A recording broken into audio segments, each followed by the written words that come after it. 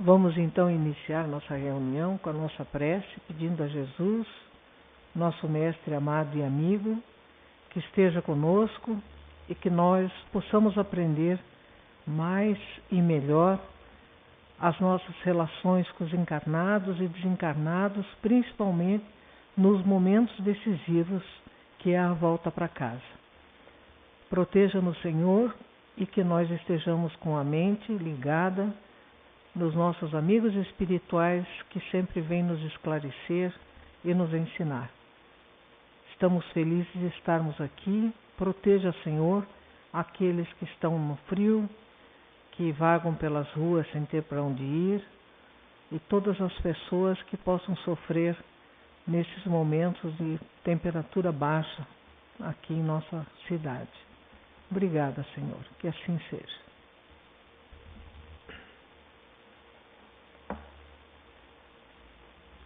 Eu gostaria de saber de vocês se tem alguma coisa, alguma pergunta da reunião passada, alguma coisa que eu não falei, que às vezes a gente passa e as pessoas que estão acompanhando vêm assim, fica alguma dúvida e a gente está aqui para esclarecer.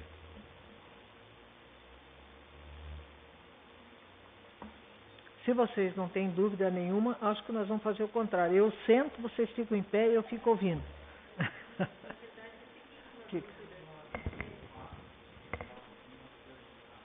Sim. Isso. Essa é uma pergunta bem interessante. Digamos assim, esses passes especiais que eles falam aqui nas obras de André Luiz, eles são aplicados normalmente da espiritualidade para nós. E nós podemos pensar da seguinte forma: para que a gente aplique um passe desse, um passe longitudinal, como eles aplicaram, que as mãos chegam próximas ao corpo e vão desde a cabeça até os pés, ele faz com que a pessoa desprenda com mais facilidade do corpo. Então, se você fizer, digamos que é uma criança que está muito agitada, ou nervosa, alguma coisa, com as mãos um pouco mais distantes dela, e fizer nesse sentido, ela vai se tranquilizar. Mas se fizer muito junto com o corpo, ela pode desdobrar, o que é bem diferente. Daí a gente pode até ter um episódio de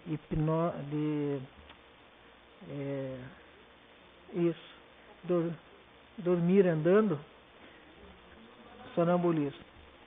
Então é esse o caso. Vejam que normalmente é a espiritualidade que aplica.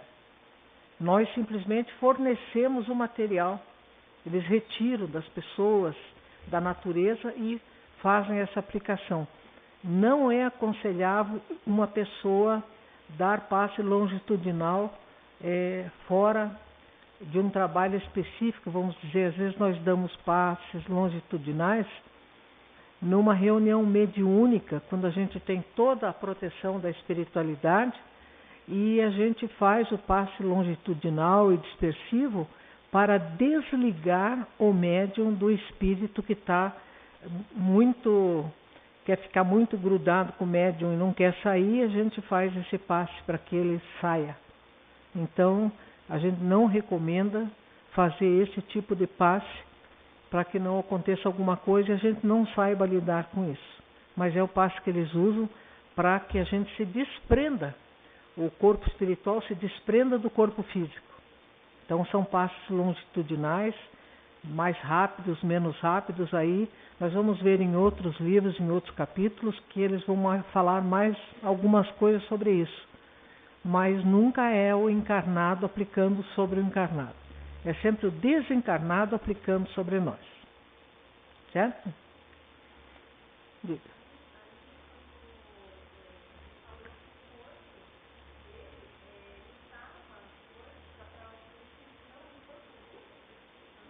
Sim, quando nós nascemos, Deus coloca em cada um de nós um instinto para a preservação da vida. Então, o corpo luta para reter o espírito, porque ele sabe que se o espírito sair, ele Acabou a função dele. Então ele está tão ligado molécula a molécula que ele luta. Mas existe também, sempre quem manda é o espírito da pessoa. Como ele também está entre ficar com a família, então é como se ele dá força àqueles músculos que o prendem, quando na verdade ele deveria auxiliar e se desprender. Falando mais diretamente com as mulheres daqui, toda uma mãe que está em processo de parto, ela tem que fazer uma força para expelir o seu filho. Se ela faz uma força para reter o filho, ela pode matar o filho. Se ela não estiver num hospital que possam recorrer a uma cesárea, ela pode até matar o filho, porque ele voltar tudo para cima e se sufocar, ali é complicado. Então, como é que a gente faz? Quando a gente ajuda, quando a gente solta aquele que tem que sair. E na hora da morte, é uma coisa que até ninguém falou, mas eu acho que vale a pena a gente fixar sobre isso. A prece que se deve fazer a gente quando está sentindo que está partindo. Tem aqui nesse capítulo 13, né, a prece que o Dimas faz, agradecendo a Deus e pedindo e tudo isso aí. Outra coisa interessante, o espírito, nesse caso, por exemplo, de pessoas mais ou menos como o Dimas, o espírito é obrigado a ir até o enterramento de seus despojos para depois sair com os espíritos que estão acompanhando, porque ele está muito fraco, ele está adoentado. Então é importante, isso nós vamos falar agora no capítulo 14, que as pessoas têm o hábito de ir e olhar e ficar conversando com o cadáver, como se o cadáver ou o espírito estivesse lá dentro. O espírito não está mais no cadáver. Mas na hora que a gente chega, olha e diz, mas por que você foi lá? O espírito é obrigado a voltar. Como nós comentamos, né, sobre a questão da missa de sétimo dia, que chamam-se até missa de corpo presente, às vezes quando o espírito está partindo. Essas missas, elas têm uma intenção muito boa, mas elas são negativas para o espírito. Quando nós nos reunimos numa casa espírita, fazemos uma prece, ou nos reunimos na casa de alguém, fazemos uma prece por aquele, sempre com as palavras corretas, desejando que esteja bem, que ele voltou para casa. Ele era de lá, veio para cá, viveu o tempo que tinha que viver e foi embora. Não adianta a gente não querer que vá. Mas quando a gente olha e mentalmente chama o corpo, o espírito, de onde ele está, ele volta para o corpo. E esses impactos são muito dolorosos, muito negativos.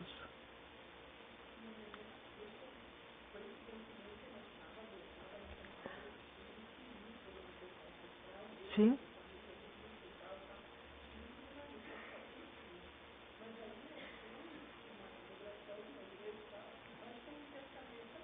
Sim. Exatamente.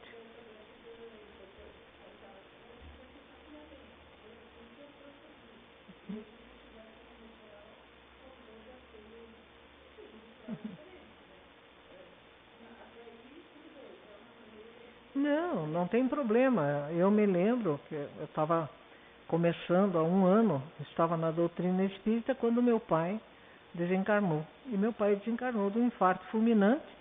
Então, no domingo ele estava ótimo, para amanhecer segunda ele já estava morto.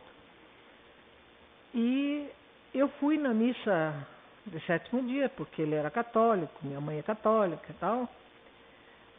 E eu fiquei no último banco e prestei atenção que tinha parentes nossos, né, muito próximos, que estavam num sofrimento muito grande. E eu comecei a sentir que aquilo ia trazer problemas para ele. E eu comecei a fazer uma prece ao contrário. Comecei a pedir por ele, dizer, não venha aqui, por favor. Você não vai ficar bem se vier para cá, fica aí com os amigos espirituais e tal. E fazia um movimento contra, mas o meu movimento contra foi muito pequeno perto do movimento a favor. E isso acabou causando um grande problema, onde ele não conseguia se desligar. Então, por melhor que seja, as intenções de quem fica, é pernicioso para o espírito você ficar chamando toda hora, mas você está aqui, mas vem.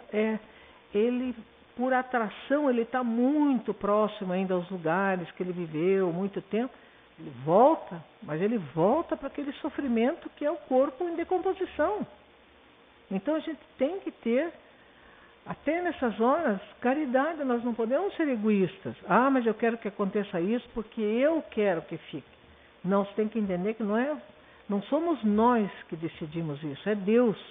E se chegou o momento dele, vamos fazer tudo o que possa para que não sofra. Então a prece, quando a gente está perturbado e não consegue fazer uma prece direita, eu sei, porque se a gente começar a fazer um Pai Nosso, você se perde no meio do Pai Nosso. Então pega o Evangelho segundo o Espiritismo, prece por aquele que acaba de morrer. E faz aquela prece repetindo, pondo o nome da pessoa ali, que é uma prece muito bonita e já está falando na prece. Você já não faz mais parte daquele mundo e tal, né? Ali está tudo que você tem que dizer. Muitas vezes eu me perguntei assim, por que tem essas preces no final do Evangelho segundo o Espiritismo? Não é para a gente fazer a prece com as nossas palavras? E aquilo me martirizava. Mas alguma coisa eu não estou entendendo, porque... E me perguntava. Até que lá pela 15ª vez que eu li o Evangelho, eu entendi que as preces segundo os Espíritos, ela é o resumo da doutrina espírita. Ali, na apresentação das preces, já diz a causa. E quando você faz a prece, é o efeito. Então tem prece por aqueles que nos perseguem, tem prece por aquele que acaba de nascer, prece por aquele que está em agonia. Tem prece para tudo ali. Para que a gente entenda que aquilo é um resumo da lei de causa e efeito. Tem a causa, o que nós fizemos, e o efeito que nós estamos passando.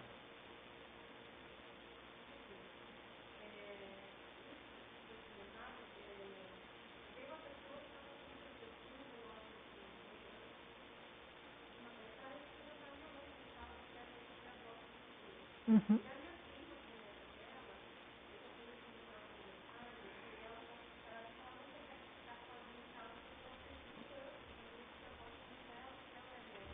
Uhum.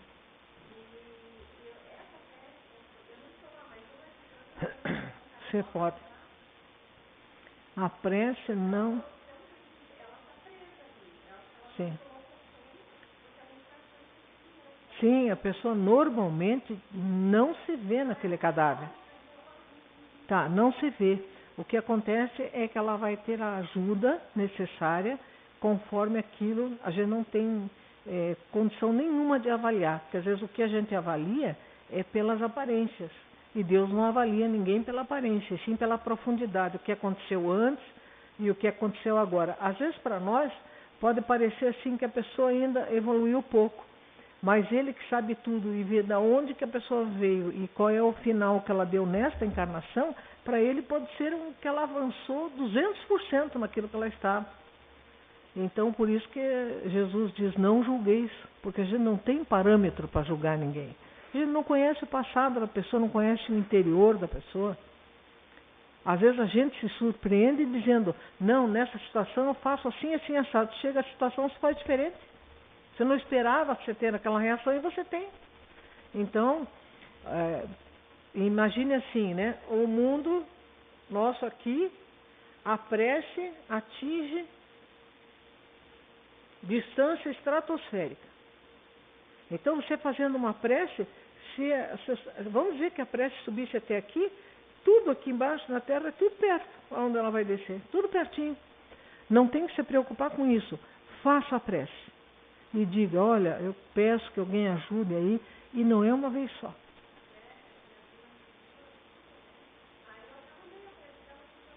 Sim, e explique que ela precisa desejar todo o bem para a avó que partiu, e conversando com a mãe, ela fica com medo, ela tem que conversar com a mãe dela para que não haja assim em relação à avó, né?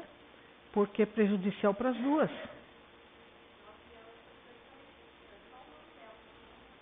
Pois é, vai ter que fazer bastante prece mesmo. Faz muito bem de mandar a prece para ela e orientar, porque é isso que a gente tem que fazer com o que a gente sabe. Senão fica muito difícil. Aqui nesse capítulo do Prestando Assistência, vai falar para nós como que é complicado, mas tão complicado, fazer um velório, que a gente deve pensar assim, quando uma pessoa morrer, e se ela for, infelizmente, uma pessoa famosa, uma pessoa que todo mundo gosta e saiba, olha, às vezes é melhor comunicar no dia seguinte, na semana seguinte, para que seja uma coisa bem íntima e não venha aquele mundo de pessoas que ficam naquela conversarada e ali sai tudo que não devia sair. Aqui nós vamos ver aqui no capítulo seguinte, se tiver alguma pergunta, podem fazer. Não? Nós vamos estar no mesmo assunto. Nós vamos ver que as pessoas começam a se lembrar de coisas que não deveriam ser tocadas no velório.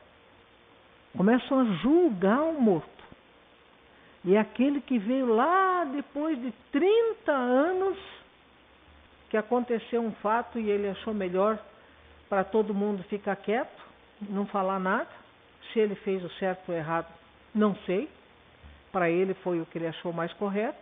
Mas na hora que tocam nesse assunto, no enterro do nosso amigo, que está o Dimas, né? Imediatamente surge o criminoso. E surge do lado dele assim, ó, está lá o dedo. Onde é que estava, não sei, ele foi chamado. Quando lembraram da situação, ele foi chamado, ele vem. E ele vem, e quando o outro estremece, assim, as pessoas até acham, algum frio, alguma coisa que deu, mas é o impacto que ele recebeu daquele espírito que veio para agredi-lo. Porque ele está falando uma coisa que já passou e tal, e esse espírito aparece. Então vai se comprometer esse que falou, porque não é assunto para se tratar. É apenas, como ele diz aqui, silêncio e prece. Evitar qualquer tipo de conversa assim, que as pessoas comecem a dar risada, reunião social. Nossa, como você está grande, como você está bonito, te vi que você era desse tamanho. Tudo isso aí faz muito mal. As pessoas deviam assim dizer, eu posso ficar lá meia hora, eu posso ficar lá 1 hora, no máximo. E aqueles que são mais chegados ficam o tempo todo que tiverem que ficar. Porque se é para ir lá e conversar com todo mundo, e ainda o pessoal do cigarrinho, ficar acendendo cigarro ali, olha, eles estão fazendo tudo para aqueles que estão no cemitério, que vivem lá, espíritos altamente atrasados, entrem em ligação com eles, fume através deles, e ali imantam-se, muitas pessoas se perturbam com isso depois.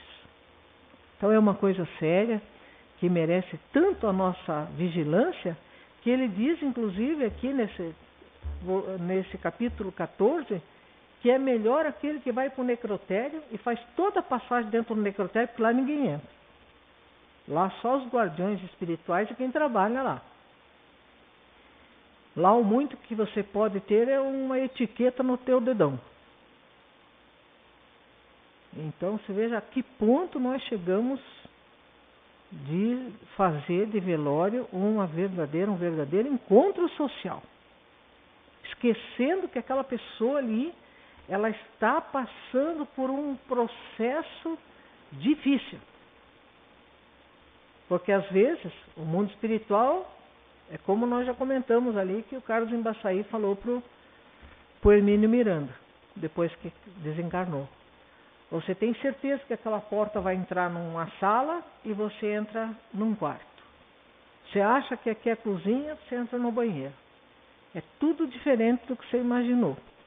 Não vamos começar a achar que sobe a nossa casinha e fica ali e você se movimenta com facilidade, porque não é assim.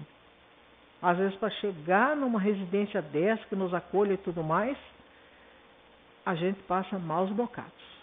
Então, quem gosta, ou quem é solidário com a família de quem foi, só vá lá para fazer sua prece, ficar uns momentos de silêncio, prestar algumas palavras de consolo para quem partiu, aquilo que a doutrina espírita já deu para nós, e ir embora. Não é ficando lá e sendo apresentado para todo mundo, fazendo aquela chacrinha infernal, que ali só dá espírito que, não sei se vocês sabem, mas existe uma verdadeira população que vive nos cemitérios. E os espíritos que não conseguem sair de lá e ficam por lá, não são espíritos iluminados. Não são espíritos de luz. São espíritos que estão procurando um que passe ali meio assim, sem saber o que está fazendo e tal lá, porque eles retiram o ectoplasma teu. São vampiros. E o ectoplasma não é uma coisa que eu diga assim, não vou dar. Eles retiram. Ele vem por alimentação. Você chega em casa meio maleixo, dali uns dias você está meio doente. Ai, meu Deus, a gente tem que aprender a ter respeito com o nascimento, mas muito mais com a morte. Que no nascimento a pessoa tem tudo, ela pode fazer uma vida de um sucesso. Mas na morte não, terminou, ela está ali indo para apresentar todos os trabalhos e as provas para quem vai julgar. Diga.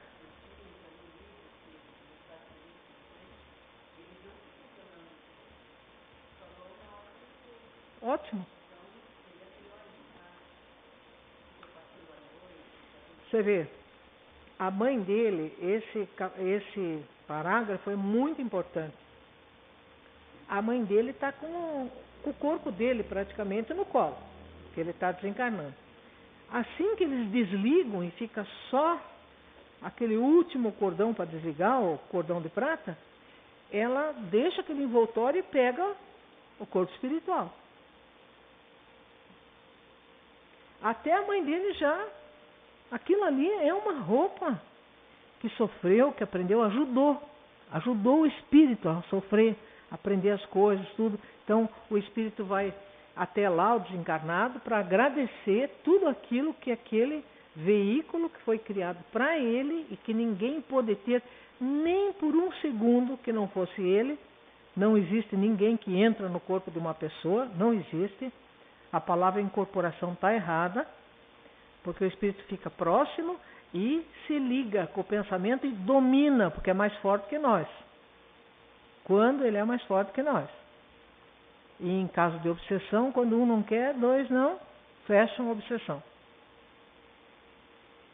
Tá? Esse é assunto para um outro dia. Mas então não tem espírito que ficou um minuto sequer com o nosso corpo físico. Ele é do nosso espírito da hora que o óvulo encontra com o espermatozoide, ali o espírito foi ligado molécula a molécula.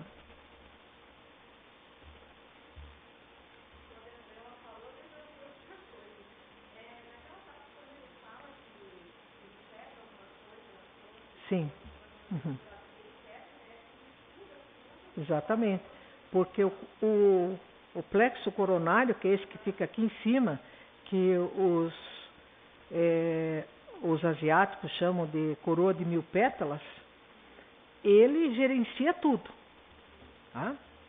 É que nem se pegar um carro, nos carros antigos, ali você tira, tem uma peça ali que ainda tinha no carro ali, que ele era o cérebro do carro. Hoje em dia não, você tem uma caixinha eletrônica ali, né? Que o mecânico vai lá e ele, com aquele aparelhinho, ele sabe exatamente onde é que está o problema, porque o carro é eletrônico. Antigamente fazia isso com o carburador. Via qual era o problema. Você tirou aquilo ali, o carro não vai para lugar nenhum. Acabou. Então, é interessante que eu já estive próxima de duas pessoas que estavam bem no momento da desencarnação e dá a impressão que pega um galho seco e faz tac. É como se realmente quebrasse o tronco cerebral aqui, qualquer coisa, porque depois daquele processo ali não tem retorno. Eles deixam aquele pequeno canal como se fosse assim. É claro que nós estamos falando assim grosseiramente, mas como se fosse um soro ligado no paciente, ainda mantendo um pouquinho, sabe, do corpo ali, para não entrar em decomposição, até que todo mundo da família chegue ali, desliga. Aí acabou. Ela reúne tudo e imediatamente ao lado começa a surgir um novo corpo, igualzinho ao outro. Sim.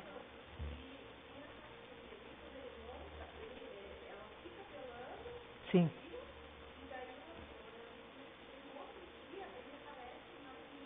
Ah, sim. Ele vai adensando. Vai adensando. Ele vai adensando de uma forma que quando ele está completamente adensado, o espírito fica em pé. Normalmente. Então, quando está lá no enterro, vou pegar um outro vídeo que na semana que vem acho que eu vou conseguir trazer. Ele percorre os lugares onde ele viveu, é uma espécie de uma última despedida, ele vai assim nos lugares que ele gostou, que tem pessoas que ele gosta, rapidamente ele vai por tudo, ele vai em pé e vai assim com a mesma aparência que ele tinha. Então um médium vidente pode até vê-lo.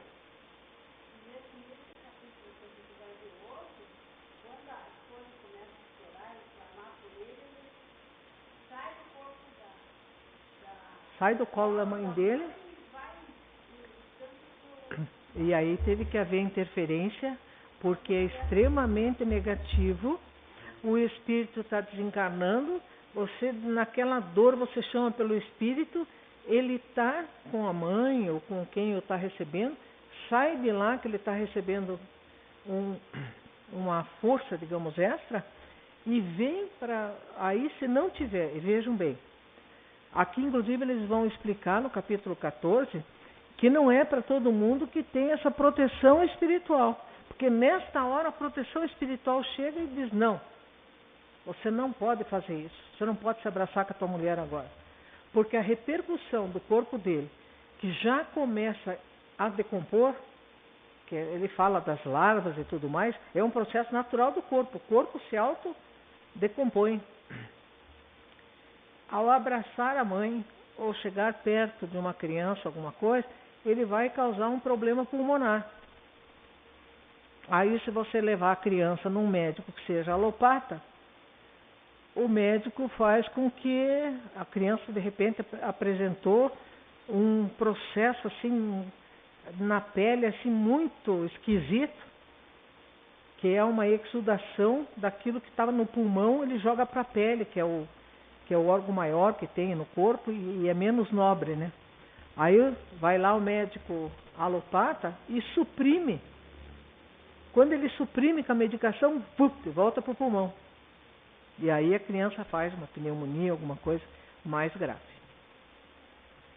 Casa onde existe o desequilíbrio de vir os recém-desencarnados, com criança e com idosos vai ter problema. Não tem jeito de não ter problema, tá? Então, a gente precisa prestar atenção. Quando a gente não age corretamente, quando nós somos pessoas muito boas e temos toda uma proteção, a gente pode até contar que a gente vai ter uma ajuda. Mas nós somos assim tão bons que podemos fazer qualquer coisa e que ajuda imediatamente interfere? Claro que não. Claro que não. Então a gente precisa ter um que ficou ligado. É? Ah, beleza. Nada como uma secretária eficiente dessa. Então, é assim, nós precisamos prestar atenção em algumas coisas. Porque as coisas acabam acontecendo por culpa nossa, às vezes. A gente exagera naquela autocomiseração, se achando um coitado, uma coitada, e na verdade a gente acaba prejudicando aquele que tem que ir com aquele que está aqui ainda e precisa cumprir a sua... Ninguém veio aqui no mundo a passeio. A criança que nasce, a gente não sabe qual é a prova dela. A gente não sabe o que ela vai passar. A gente tem que preparar a criança para a vida. Qual foi o problema dele? Ele se dava muito bem, ajudava muito as pessoas, mas ele nunca teve um tempo para reunir a família e dizer, vamos fazer uma prece agora. Então a família, a casa, toda despreparada. Não. Só ele. Só que ele nunca ensinou isso aí, uma prece, e o Pai Nosso, de todos os cristãos. Você tem que fazer, 1 minuto na tua vida você tem que dedicar para o mundo espiritual, que é para onde você vai voltar. O que você tem aqui, você deixa tudo, até o corpinho. E espiritual, você vai chegar lá com as burras vazias? Não vai, né? Mas então nós temos que ver algumas coisas. Veja que nós vamos falar do inteiro, aqui eles usam a palavra inumação, que o André Luiz olhou e viu que os amigos dele que estavam ali para o atendimento não estavam muito interessados na passagem do Dimas. Quem estava interessado em ver aquilo tudo de perto, certamente porque eles já tinham feito muitas visitas a desencarnados, estavam acostumados. E naquela hora, o mais importante não é o corpo, você vai enterrar, o que vai fazer, não é importante. O importante é que o espírito esteja bem. E a gente se esquece. A gente fica preocupado com as flores, com o cemitério, com não sei o quê, e não se preocupa com o espírito, que está parado, perplexo, olhando para a gente, e esperando da gente pelo menos uma palavra. Ele está voltando para um lugar que faz tanto tempo que está aqui, que ele até esqueceu como é que está por lá. E nós não, nós estamos no nosso lugar, com a família e tudo. Então quem vai, ele vai mais ansioso porque ele está voltando para um lugar e ali vai ser visto se a sua encarnação teve um certo proveito ou não. Onde foi? Nesse momento que eles estão ali, o que o espírito está fazendo? O espírito dele que ainda está lá, porque esse aqui está muito fraco, ele começa já a ver o filme da vida dele. Ele vai indo para trás, o filme vai desenrolando para trás, ele vai vendo de quando ele estava assim, quando ele começou a ficar doente, antes dele ficar doente, daí os pontos principais da vida dele, o casamento, os filhos, ele vai vendo tudo isso. Até que ele veja tudo, enquanto isso ele está recordando e a mãe dele está cuidando, mas eles tiveram que usar a interferência de André Luiz, de Jerônimo, porque a família começou a receber gente que não acabava mais, todo mundo desequilibrado.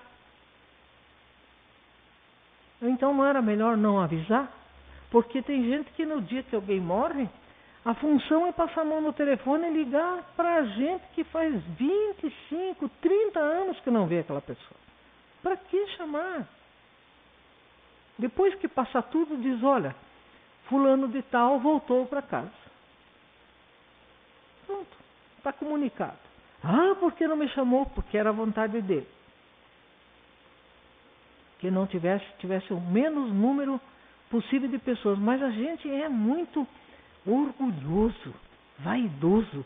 A gente acha que pelo número de coroa, pelo número de gente, eu quero dizer para os outros como o meu parente, a pessoa que eu amava, como ela era querida, como ela era importante. E não é por aí. Não é por aí. O menor número possível de pessoas. E só pessoas que tinham profunda ligação e você sabe que não vão chegar lá derrubando o caixão de tanto desespero. Pessoas que tenham um controle emocional, que possam contribuir com aquela partida.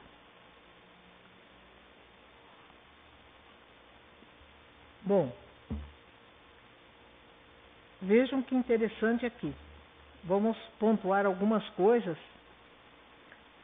que daí vocês podem fazer da mesma forma.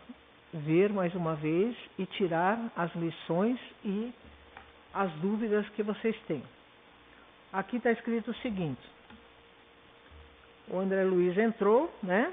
A casa se enchia de amigos e simpatizantes, encarnados e desencarnados. Não se articulavam quaisquer serviços de defesa. Ninguém falava em defesa. Qual é a nossa defesa? Chamar a polícia? Não, a prece. É a prece. É não ficar chamando todo mundo, é ficar em silêncio e oração. Fazer o que tem que ser feito, sem discussão, em paz. Então ele diz: notei que havia trânsito livre pelos grupos de variadas procedências. Em recuado recanto, ainda ligado às vísceras inertes pelo cordão fluídico prateado, permanecia Dimas no regaço da genitora, ao pé de 2 amigos que cuidadosos o assistiam. Ele está tendo um a mais.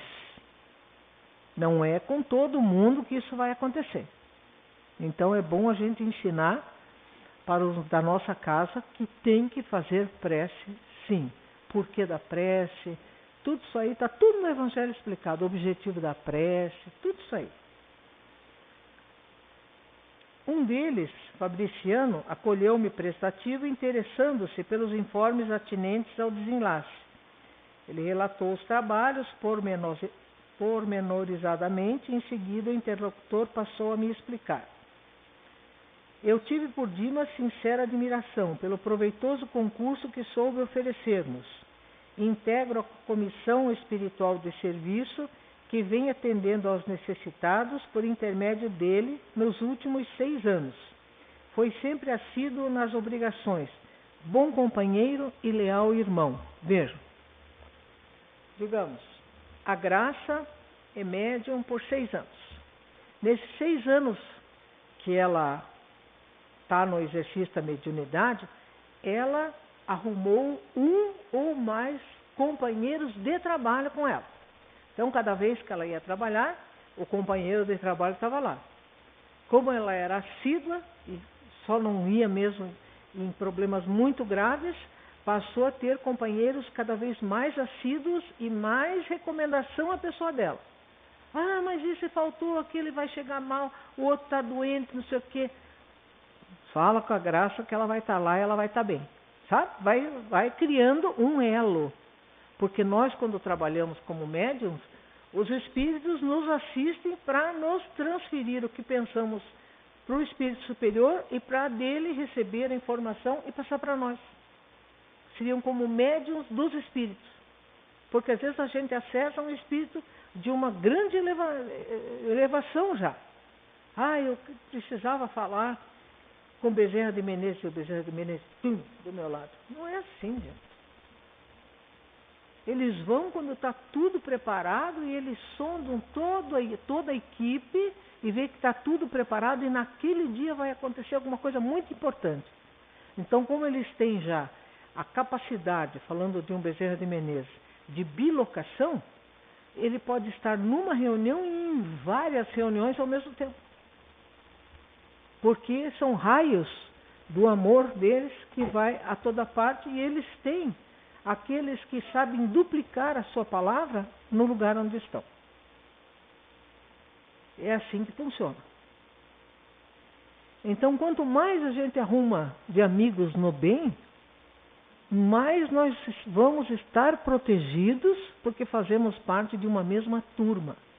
A turma se compõe de desencarnados e encarnados.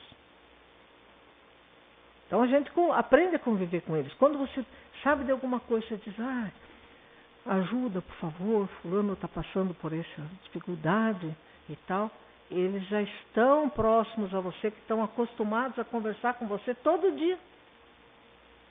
Então eles se tornam espíritos familiares, espíritos que nos ajudam. Além do nosso anjo de guarda, que esse está sempre presente nos atos importantes da nossa vida. Daí, mais para frente, ele vai dizer assim: há, desse modo, comissões de colaboração permanente para os médiuns em geral? Olha que importante essa pergunta. Todo médium, então, tem essa ligação, tem essa ajuda? O outro responde: porque a mediunidade é título de serviço como qualquer outro, então nem todos têm. Tem pessoas que, ele está falando aqui que na generalidade não tem. Tem pessoas que gostam de novidades. Vai lá, não quer fazer nada. Eu me lembro que quando começamos a estudar mediunidade, há 30 anos atrás, né? Chegou um dia lá, um companheiro lá, pegou um papel e ele estava sentado bem à minha frente. Pegou um lápis e começou. E eu olhava aqueles rabiscos, aqueles arabescos, aquelas coisas, eu pensava: o que significa isso, meu Deus? E ele ficou naquela riscação ali em cima do papel. Quando terminou de fazer a rodinha no papel inteiro lá, ele pegou outra folha e disse: ah, não. Já me incomodei com Acontece o seguinte: quando terminou a reunião e a gente foi conversar sobre o que tinha acontecido ali, ele mostrou os garranchos ali, e as rodinhas, bobaginhas. Eu acho que eu estou ensaiando a psicografia. Fiquei pensando: mas nem aqui nem na China. Quem que ensaia a psicografia desse jeito? E espírita analfabeto ali que não sabe fazer uma letra A? Que psicografia é essa? Nós já fizemos aqui, vamos fazer oportunamente, conforme o capítulo que tiver, vamos distribuir papel e uma caneta, um lápis, e cada um vai escrever o que lhe veio na cabeça, ou não vai escrever nada se não veio. Vocês vão ver que a mediunidade é uma coisa muito simples. Porque na hora que você pega o papel e o lápis e se concentra e a finalidade é aquela, você não vai de repente virar um médium mecânico que está escrevendo à pressa. Não. Mas você pode escrever uma frase, duas, mas a frase tem coerência. Daí na hora que você está escrevendo, você tem certeza absoluta que foi você que escreveu. Se eu recolher todas as folhas, digo: o que você escreveu? Você diz: agora não lembro. Mas como não lembro? Não foi você que escreveu? Não é teu? Tem que lembrar. E você? O que você escreveu? Sabe que não sei? Porque não foi teu. Na hora você tem certeza que é teu. Por quê?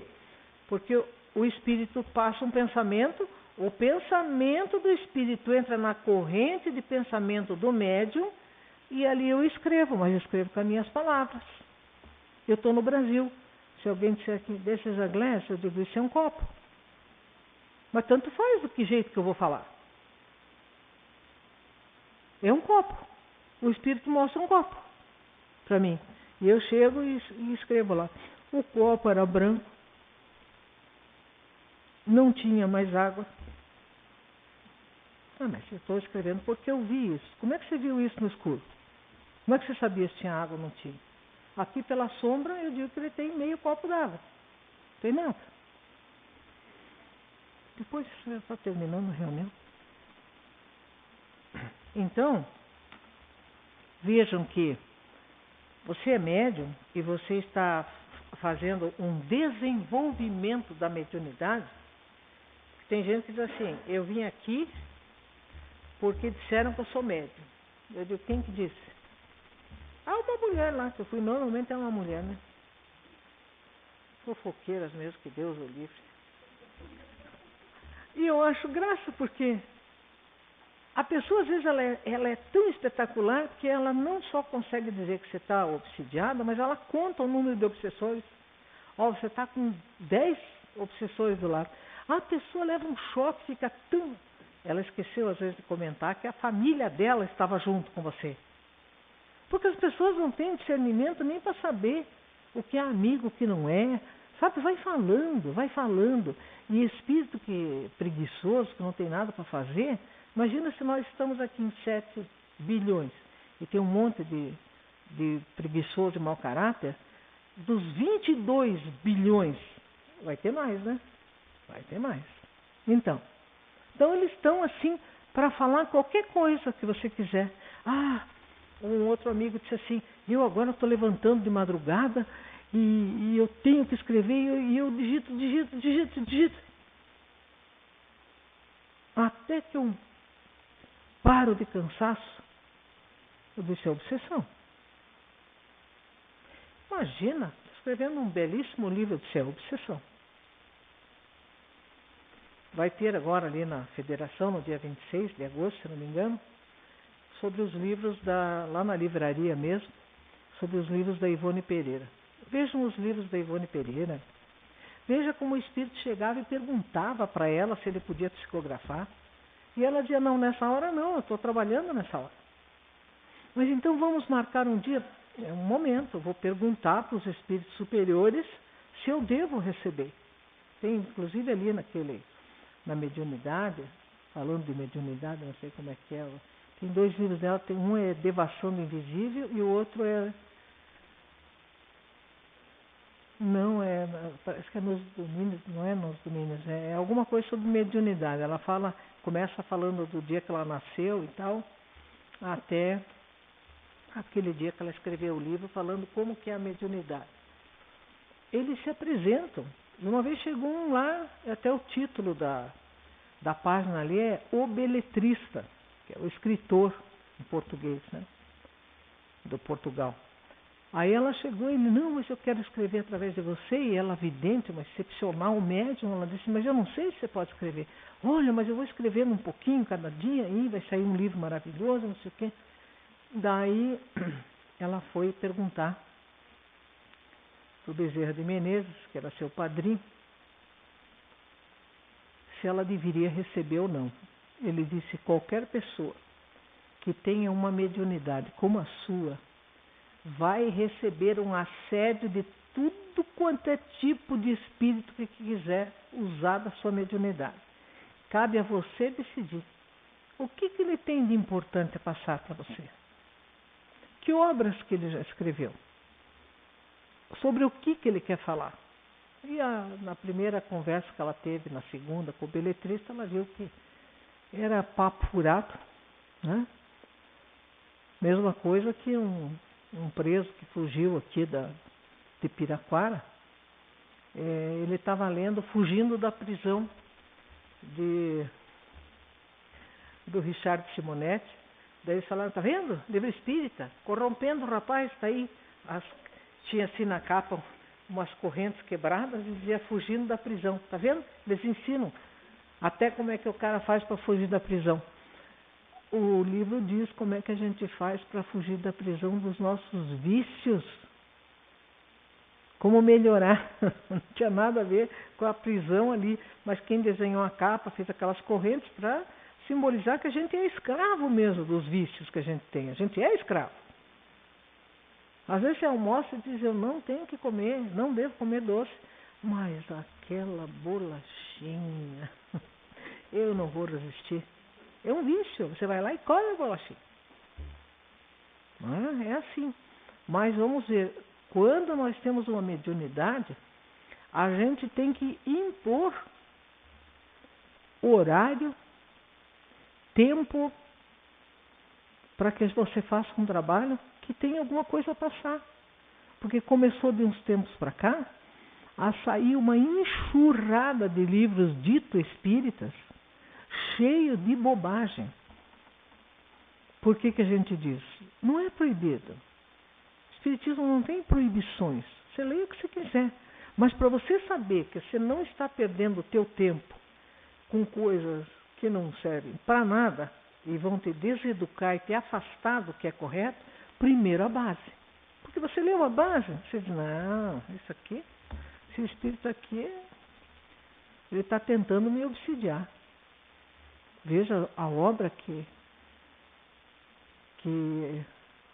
o nosso Divaldo faz, a obra que o Chico fez, foi tudo consultado, o Emmanuel, no caso do Chico, e consultado porque ele recebeu outras pessoas, assim como o Divaldo também.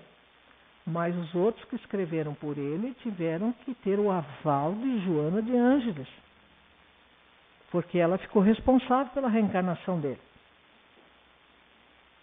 Então a gente tem que ser, sabe? Pensa bem, não é você que está querendo escrever um livro e não quer pôr teu nome, quer fazer de conta que é um livro psicografado. Escreva um livro e põe o teu nome lá, se você quer escrever.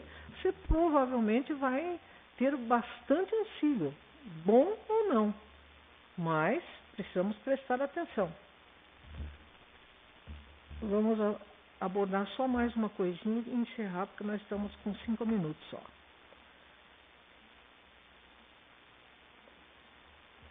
Aqui eu escrevi no alto da página, aqui, quando a primeira vez que eu li, daqueles que querem ser servidos sem servir. Então, vamos ver essa parte aqui para que fique uma reflexão.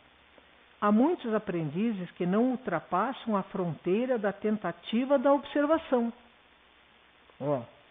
Há muitos aprendizes que não ultrapassam a fronteira da tentativa da observação. Só isso. Estão lá um monte de tempo que não vai para frente. Desejariam o caminho bem aplainado, exigindo a convivência exclusiva dos espíritos genuinamente bondosos. Experimentam a luta construtiva através de sondagens superficiais e, a primeira dificuldade, abandonam os compromissos assumidos. Porque tem gente que pensa que a vida de médium é uma beleza. É uma beleza. Você não faz nada. Você não tem que sentir dor, você não passa por provação, tudo é tirado, tudo. Não tem nada disso. É o a mais que a gente tem que dar para a mediunidade. É a hora extra.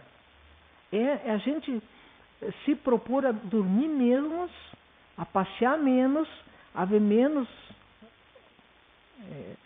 entrar menos na internet e se dedicar mais ao estudo, superar as dores sem reclamar muito, de preferência não reclamar nada, porque eles experimentam a luta construtiva através de sondagens superficiais e a primeira dificuldade abandona os compromissos assumidos. A aquisição da fortaleza moral não prescinde das provas arriscadas e angustiosas.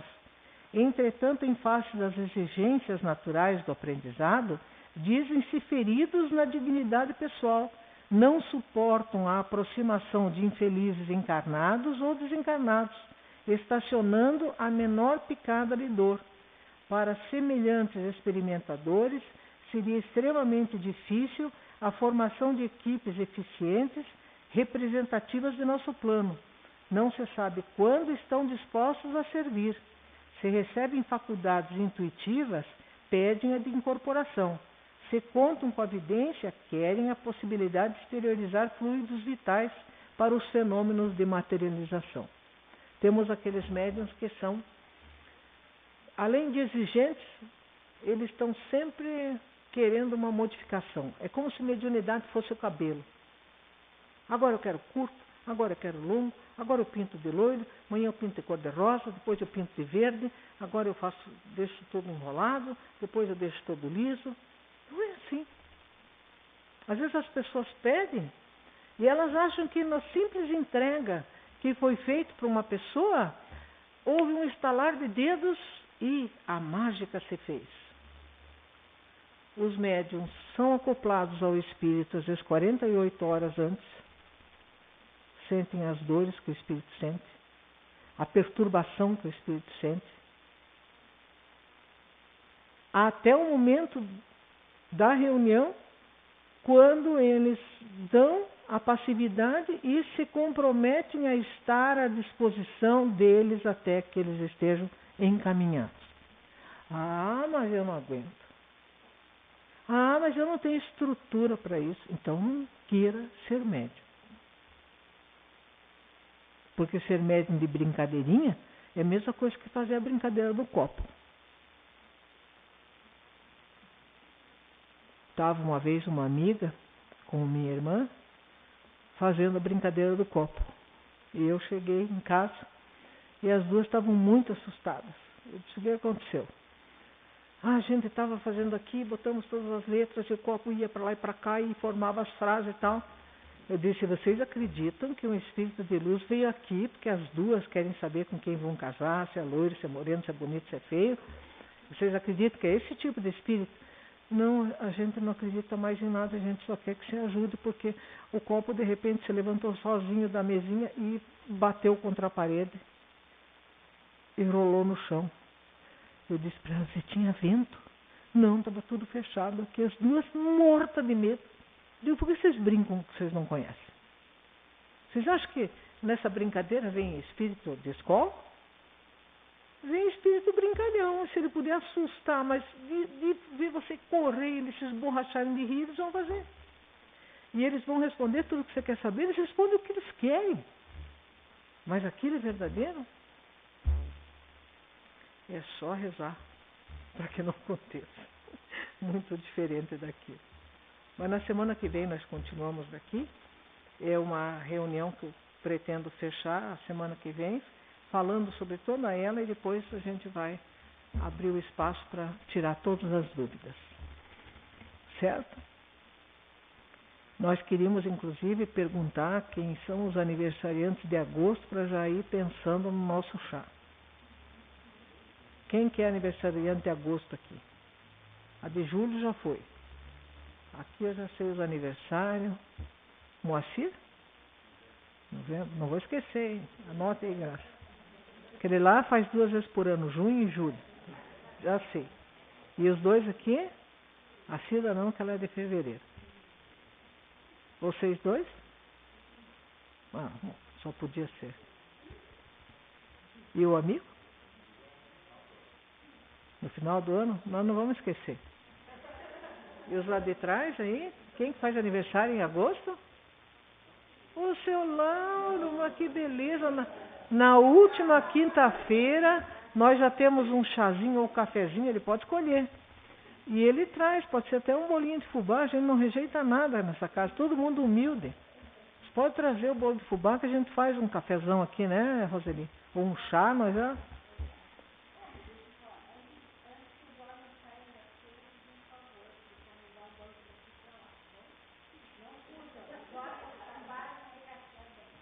Com o banco.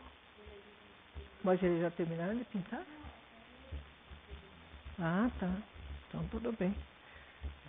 Não fui eu que disse nada. Tem o seu Moacir ali que disse que ninguém passe na frente dele, que hoje é dele. E o Eduardo, quem mais? Nosso atleta lá.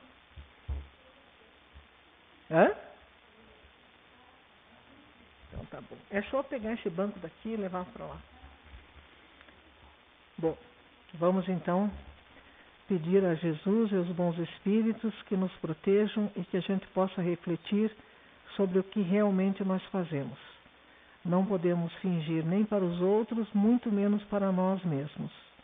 Vamos nos colocar a trabalho enquanto ainda temos tempo, temos saúde, temos oportunidade, porque muito vai nos valer as poucas horas em que nós dedicarmos àquele que sofre mais do que nós.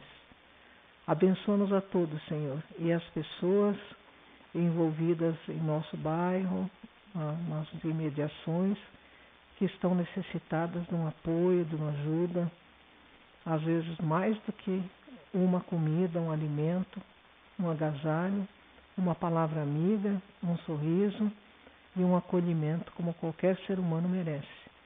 Ajuda-nos, Senhor, a mostrarmos o seu amor através das nossas atitudes. Que assim seja.